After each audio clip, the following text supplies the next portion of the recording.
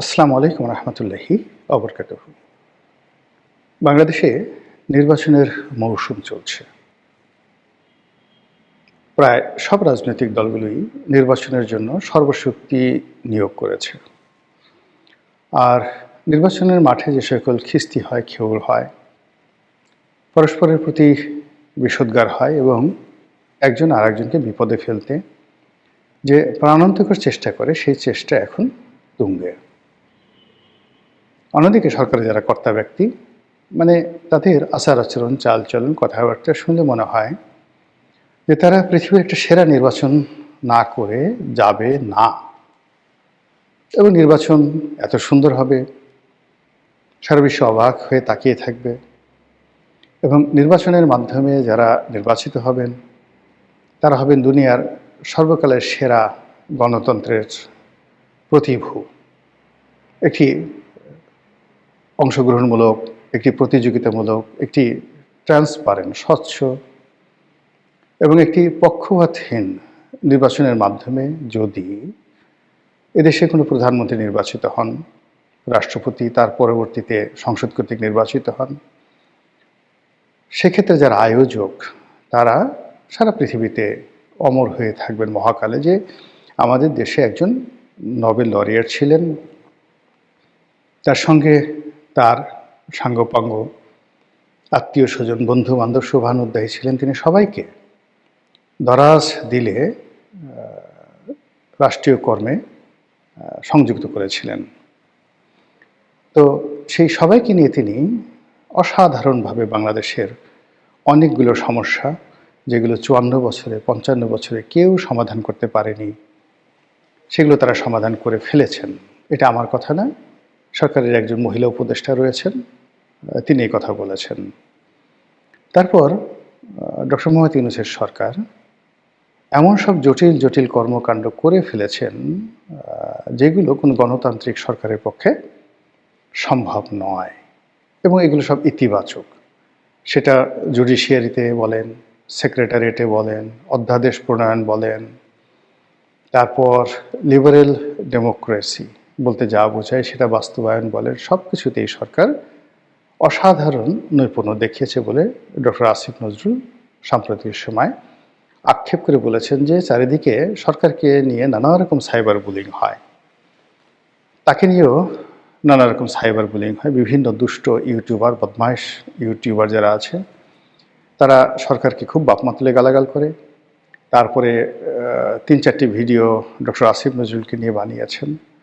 এখন মানুষ কি করে, এই সকল মিথ্যা ভিডিওর পক্ষে নানা রকম প্রশ্ন করে, জেরা করে, আর নিজেরা নিজেরা আলোচনা সমালোচনা করে। তো যারা সাইবার বুলিং করলো, মানে মিথ্যা ভিডিও ছাড়লো, মিথ্যা তথ্য ছাড়ালো, তারা তো এক ধরনের অপরাধ করলো। আর যারা এটাকে সমর্থন জানালো এবং এগুলো নিয়ে কানাঘুষা করলো, এর ফলে কি হলো, সাইবার বুলিংগুলো আরও কয়েক গুণ মারাত্মক হয়ে যার উদ্দেশ্যে এগুলো করা হয় তার জীবন বিপর্যস্ত করে ফেলে। তো এরকম ঘটনা ঘটছে, ঘটার ফলে কেউ কেউ হয়তো সেই যারা সাইবার বুলিং করছে, মিথ্যা তথ্য ছড়াচ্ছে, তাদের বিচার চাচ্ছে।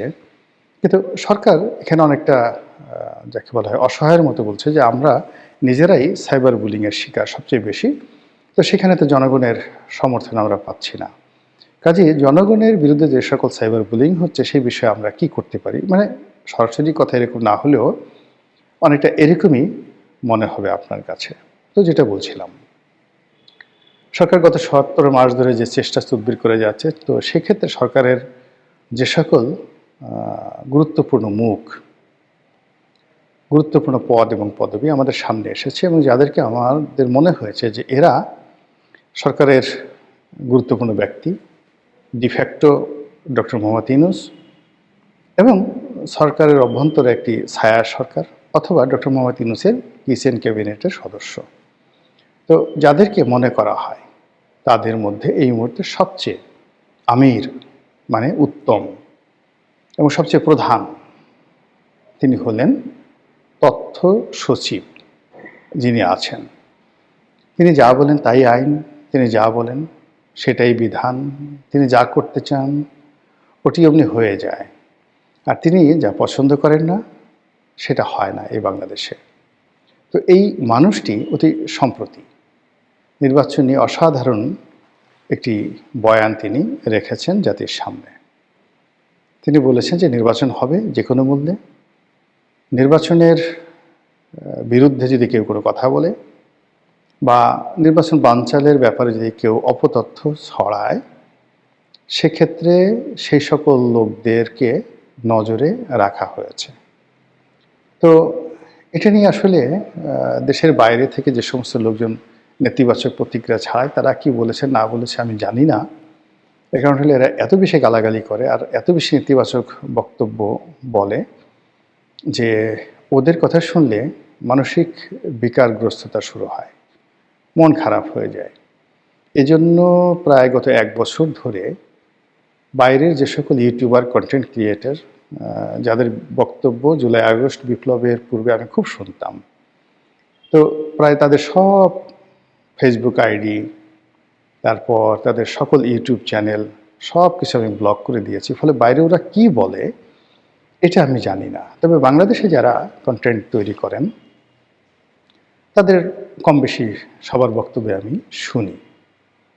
তো ডাক্তার না, উনি ডাক্তার না, ডক্টরও না, উনি জনাব শফিক, তথ্য সচিব, প্রধান উপদেষ্টার তথ্য সচিব।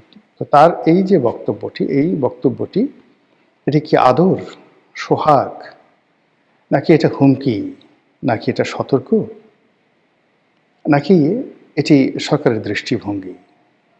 এটা চিন্তা করার ক্ষমতা আসলে আমাদের দেশের খুব কম লোকের আছে। আমরা বেশিরভাগ লোক ভয় পাই, বেশিরভাগ লোক যাদের হাতে ক্ষমতা রয়েছে তাদেরকে তোয়াজ তদবির করি, এবং যাদেরকে তোয়াজ তদবির করি তাদের মানে কার্যত ধারের কাছে আমরা যেতে চাই না। তো সেক্ষেত্রে জনাব শফিকের বক্তব্য নিয়ে কেউ সমালোচনা করেননি, একমাত্র মঞ্জুরুল আলম পান্না যিনি আছেন সাংবাদিক, সিনিয়র সাংবাদিক, ইউটিউব করেন, তিনি দেখলাম যে জনাব শফিকের এই বক্তব্য নিয়ে নেতিবাচক মন্তব্য করেছেন। তো পান্না পারেন, পান্নার সাহস অনেক বেশি। আমার সে পান্না একটু খাটো, সাইজে খাটো। খাটো মানুষের মাথায় বুদ্ধি বেশি থাকে, জিদও বেশি থাকে, সাহসও বেশি থাকে। আর তার এই যে ন্যাচারাল বৈশিষ্ট্য, সেই বৈশিষ্ট্যের বাইরে আবার সে সাম্প্রতিক সময় জেল খেটে আসছে। তো জেল খেটে আসার পর মানুষ বেপরোয়া হয়ে পড়ে, ভীষণ রকম বেপরোয়া হয়ে পড়ে। তো এই কারণে হয় কি, যারা কর্তৃত্ববাদী শাসক কাউকে যদি একবার জেলে ঢুকায় সহজে তাদেরকে ছাড়তে চায় না। এই কারণ হলো যে অভিযোগে জেলে ঢুকানো হলো, জেল থেকে বের হওয়ার পরে ওই বিষয়ে তার যে সাহস, শক্তি, এটা বহুগুণ বেড়ে যায়। তো সেই অর্থে মঞ্জুরুল আলম পান্না তিনি জেল থেকে বের হয়েছেন, এখন আর তার কোনো জেলের ভয় নেই।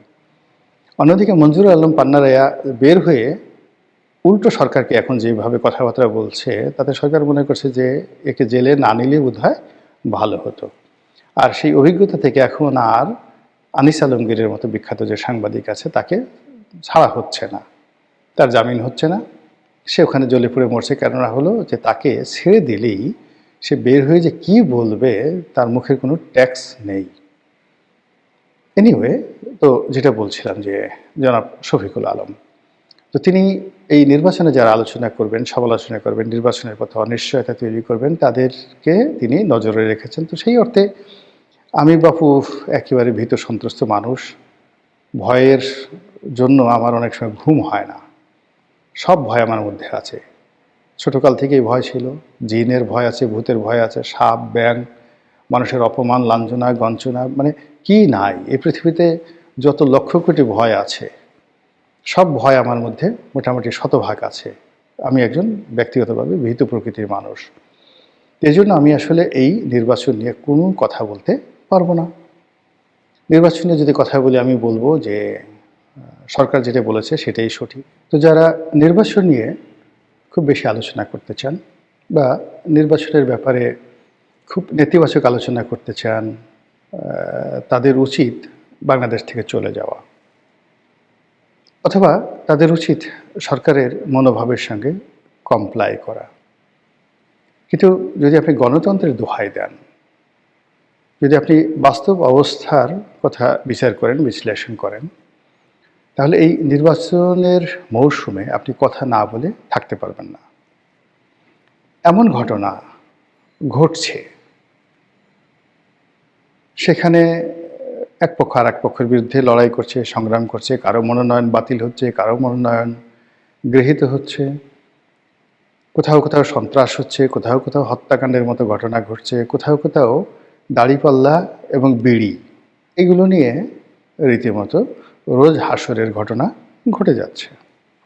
অর্থাৎ নাউজুবিল্লাহ মিন জালিক, রোজ হাসর বলা ঠিক হবে, মানে কিয়ামতের আগে যে পৃথিবীতে যে সকল ঘটনা ঘটে, যেগুলোর সঙ্গে কোনো আপনি কার্যকারণ খুঁজে পাবেন না। সেখানে দাজ্জাল আসবে, সেখানে ইয়াজুজ মাজুজ আসবে, আরও কত কিছু। তো এইরকম নির্বাচনের মাঠে অসংখ্য বিশ্রী বিশ্রী সব ঘটনা ঘটে, যেগুলোর সঙ্গে আপনি কিয়ামতের পূর্ব লক্ষণের তুলনা করতে পারেন, এবং এটা একটা স্টাইল। এবং এই স্টাইলটা যত বেশি জাগরুক থাকে, তত বেশি নির্বাচনটা আনন্দমুখর হয়ে পড়ে, জমজমাট হয়ে পড়ে। আপনি ঠিক অনেকটা ইউরোপ আমেরিকার মতো ভদ্র কায়দায় বাংলাদেশে নির্বাচন করতে পারবেন না। এই নির্বাচন ভালো হবে না, লোকজন বলবে এটা কোনো একটা নির্বাচন হলো, একটা বাজে জিনিস। ডক্টর মোহাম্মদ ইউনূস এত সুন্দর করে কথা বলেন, এত সুন্দর একটা নোবেল পুরস্কার পেলেন, এবং তিনি যখন সেই নোবেল পুরস্কারটা পেলেন, আমরা সারা বাংলাদেশের মানুষ উৎসবে মুখর হয়ে পড়লাম, এবং তাকে সংবর্ধনা জানানোর জন্য যেভাবে প্রথম আলো, ডেইলি স্টার তার পিছনে দাঁড়িয়েছিল, তো সেই ক্ষেত্রে তার এই নির্বাচনটিও ওইরকম একটা উৎসব মুখর হবে, এটাই তো স্বাভাবিক।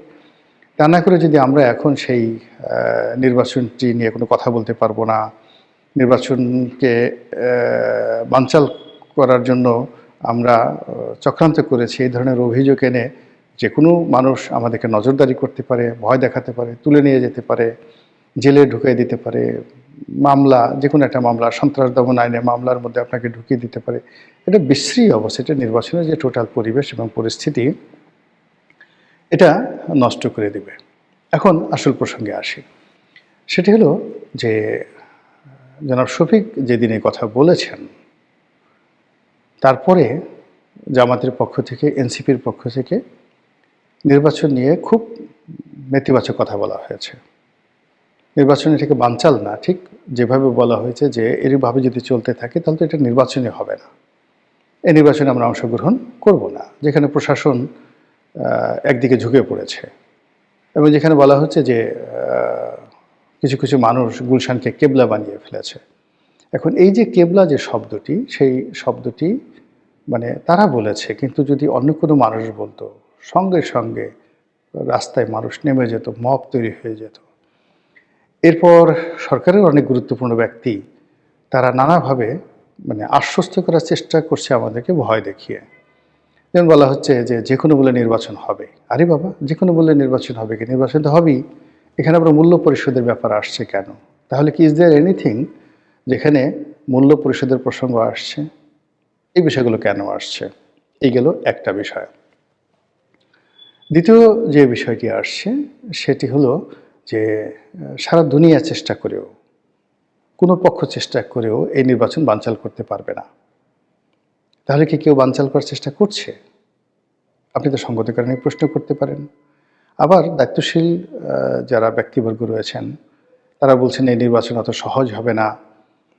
তারপরে এই নির্বাচন যারা বানচাল করতে আসবেন তাদেরকে আমরা ছেড়ে দেব না, ইত্যাদি ইত্যাদি নানা রকম কথাবার্তা। এখন এগুলো যদি শুধু কথার কথা হয়, ভালো কথা, নির্বাচন আরও সুন্দর হবে। কিন্তু এই কথাগুলোর পেছনে যদি কোনো রহস্য লুকায়িত থাকে, এখন সেই রহস্য নিয়ে তো আপনি প্রশ্ন করতে পারবেন না। যদি আপনি প্রশ্ন করেন তাহলে জনাব শফিক যে আপনাকে ভয় দেখিয়েছেন, তিনি সেই তার যে বক্তব্য, সেই বক্তব্য অনুসারে যদি আপনার পেছনে ডিবি লাগিয়ে দেন, আপনার পেছনে যদি অন্য গোয়েন্দা সংস্থা সিআইডি লাগিয়ে দেন, বা আরও অনেক গোয়েন্দা সংস্থা আছে না, তাদেরকে যদি লাগিয়ে দেন, তারপর যদি আপনাকে একটু ধরে নিয়ে যায়, এরপর যদি নানা রকম প্রশ্ন করে, আরও কি ঠিক করে না ডিবি অফিসে, সেই জিনিসগুলো হয়, বলেন তো কি এটা যন্ত্রণাদায়ক অবস্থা। এখন আমরা যারা আছি এই সোশ্যাল মাধ্যমে কন্টেন্ট ক্রিয়েট করি, আমাদের তো লোকজন তাকিয়ে থাকে যে কখন আমরা একটা ভিডিও বানাবো এবং বাংলাদেশের যে চলমান ঘটনা সেগুলো নিয়ে একটা বিশ্লেষণ করব।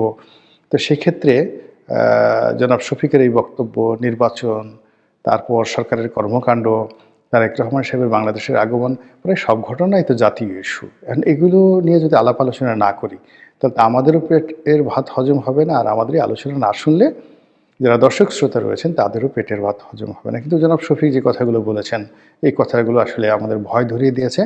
মানে তার উচিত আমাদেরকে একটু আশ্বস্ত করা, আল্লাহ তাকে হেফাজত করুন, তাকে হেদায়েত দান করুন এবং তিনি আমাদের বন্ধু হয়ে যান, মাহবুব হয়ে যান। আল্লাহ যেন তাকে সেই তৌফিক এনায়েত করেন। আসসালামু আলাইকুম রহমতুল্লাহি ওয়া বারাকাতুহু।